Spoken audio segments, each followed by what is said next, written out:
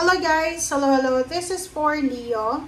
Leo, welcome dito sa aking channel, Palaran888. I hope na nasa mabuti kang kalagayan. I hope na nag-enjoy ka sa ngayon.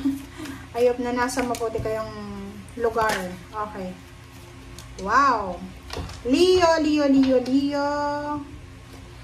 Okay, makinig ka Leo ha. Leo. Meron ditong okasyon na posibleng darating. Merong okasyon na posibleng mangyayari. There's an occasion. There's a parang ano siya, celebration. Kumbaga, this is the celebration of success. Judgment. Pwedeng, ano siya, isang desisyon ang posibleng ginawa na ang resulta ay positive. So, nakikita ko sa'yo dito, Leo, na kung ano man tong ginagawa mo sa ngayon, ituloy mo lang. Kung ano tong pinaplano mo sa ngayon, ituloy mo lang. Kasi, kung ano man to na tinatrabaho mo sa ngayon, mayroon ditong nakalaan, mayroong nakadestiny na positibong outcome na darating sa'yo, maybe 3 years from now, 3 months from now, 3 weeks from now. Okay? May iba din sa iyo dito, Leo, na sinasabi ng barahan na kung gusto mo daw na maging masaya, kung gusto mo daw na maging malaya, maging masaya, parang anong tawag dito, wala kang iisipin na iba, kailangan mong lumabas sa comfort zone mo. Baka masyado ka nang malungkot, masyado ka nang nadidepress, nagkaka-anxiety ka na, kailangan mo nang lumabas. Maybe literal talaga to na yung iba na hindi na lumalabas ng bahay, hindi na sila nakakasagap ng sariwang hangin, ng init from the sun, parang ganon, na importante yung yung init ng sun kasi pag hindi ka lumabas, hindi ka nasisinagan ng araw, and hindi ka rin umiinom ng milk or any dairies, parang kulang ka sa vitamin D, makaka-apekto yan sa utak. Pwedeng magkaroon ng depression or anxiety or takot or palpitations or anything. So, kung ganyan yung sitwasyon mo, magpatingin ka sa doktor. Okay? Or pwede judgment siya because parang halimbawa may kaso ka na may hinihintay kang resulta like sa kaso or ano pa man, posibleng pumabor sa'yo yung hustisya, yung judgment. Kaya magse-celebrate ka. Maybe nakapasa sa board exam or kung ano man to na parang good news na to. Kaya magse-celebrate ka.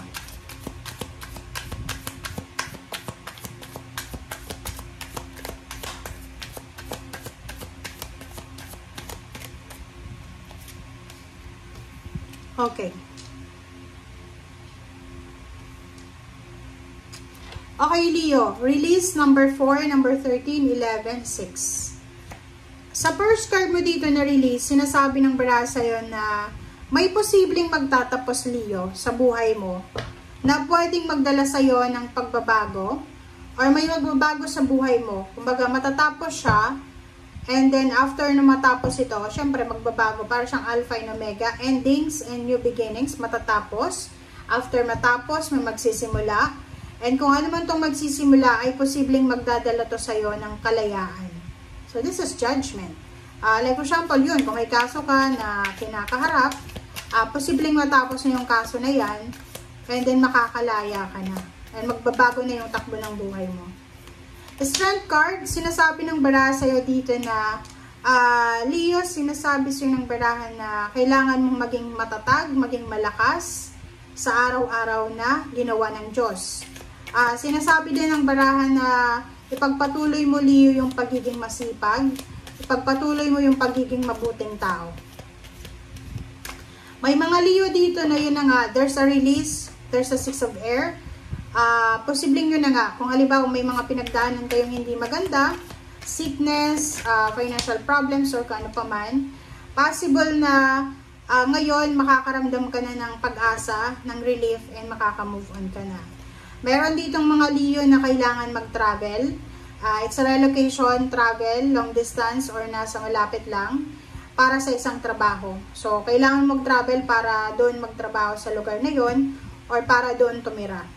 Isang financial wish or financial wishes ang posibleng matupad para sa mga Leo. Like for example, minimiti mong salary.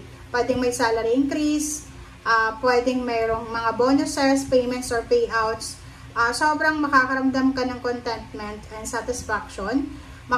May enjoy mo rin yung luxury. And at the same time, yung freedom, financial freedom. Okay. Sinasabi ng bara sa'yo dito, Leo, na sa dami-dami ng mistakes and errors na pinagdaanan mo sa buhay, nakikita ko sa'yo dito na napaka-wise mo na. So, hindi ka na dapat nag-aalala kung ano yung mga posibleng mangyari sa kinabukasan. Kumbaga, sa sobra-sobrang pagsubok na pinagdaanan mo, Leo, parang batak na batak ka na doon sa problema na yon. Na kahit anong pagsubok pa ang dumaan, kayang-kaya mong pagtagumpayan. Alright, so, last deck tayo, Nine of Wands. Oh, wow. Doon sa mga Leo, comment down below guys if you resonated.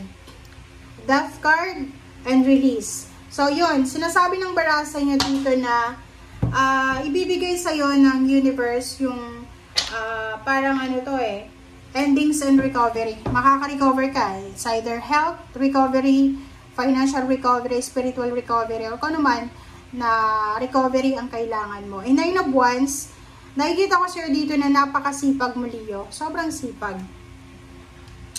Very workaholic, very hardworking Leo ang nakikita natin dito kasi meron siyang minamanifest maybe nagmamanifest siya ng higher position sa trabaho, nagmamanifest siya ng power, empowerment, and authority.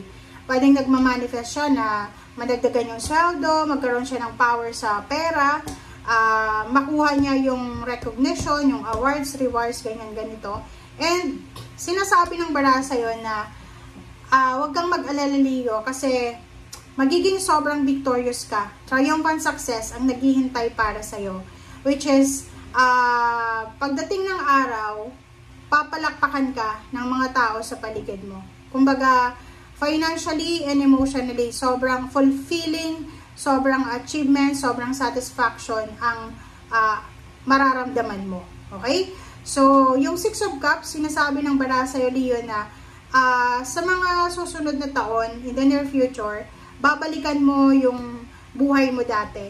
And, pagbalik mo yon, so yung parang aalalahanin mo ba?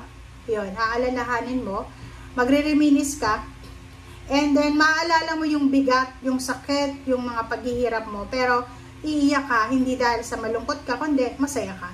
So, nakikita ko sa'yo dito, ano man itong rason kung bakit workaholic ka, kung bakit ka nagtsatsaga, nagtitiis, huwag kang mag-alala kasi makukuha mo yung nakalaan na biyaya, pagpapala, good karma na para sa'yo. Okay? Thank you guys. Bye!